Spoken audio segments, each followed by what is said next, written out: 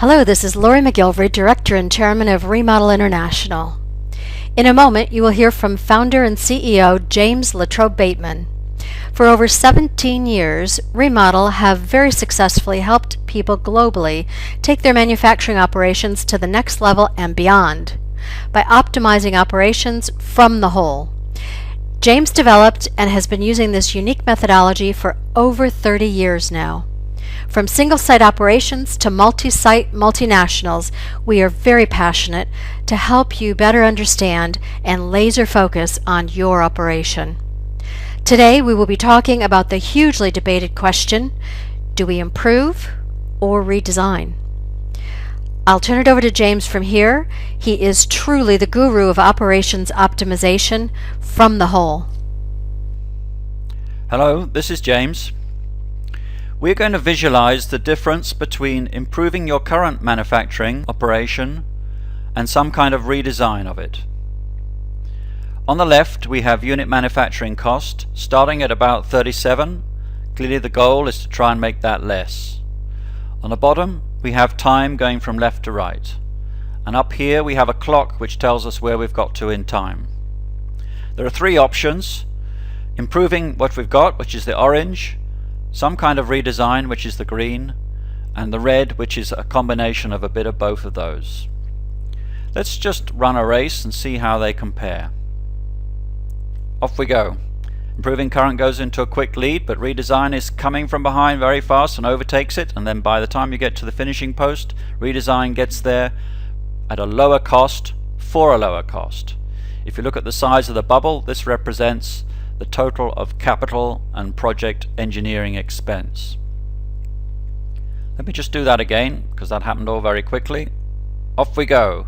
Improving current goes into quick lead, redesign does nothing, but then it comes from behind and then follows on and becomes the better deal at the end of the day.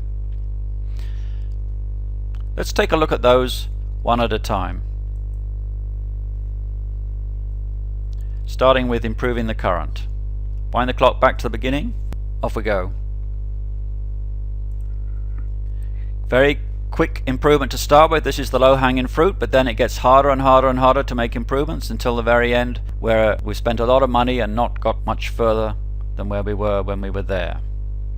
You know that there is a limit to how cheap you can make your products, despite your Lean, Six Sigma, Kaizen, supply chain or relocation efforts. At some point, you know you have to contemplate a redesign of some sort to achieve your cost goals, if those cost goals are less than this 20 figure, for example. Let's take a look at redesign. Wind the clock back to the beginning. Let's just take it from the start. Off we go. Nothing happens on the UMC front for a while, but we're spending money on design and development. Then we have implementation. Gets to a reasonable point, then we can continue improving for not too much extra cost, and we arrive at a figure here of 15, which is less than the 20 we had with improving the current. If that's what you need, then that's what you've got to do. Let's take a look at a combination of those. Wind the clock back. With this one, we go with improving current to some extent, and then we wait for when redesign comes in. We pick that one up, jump ship as it were, and run with it to the end. You'll see that the total bubble size is larger than it was for redesign, because we've spent some time and effort and money at this point to improve the process, which we wouldn't otherwise have done if we simply stuck with the redesign process. So we have three options. Your choice depends on your confidence in these numbers and the resources you have available. When you think about those issues, keep this picture in mind. In another session, we will focus on optimum deployment of resources.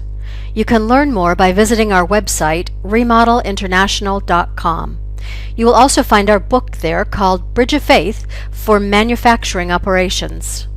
This is Lori and James helping you optimize your operations with laser focus. Until next time, thank you very much for listening, and bye for now.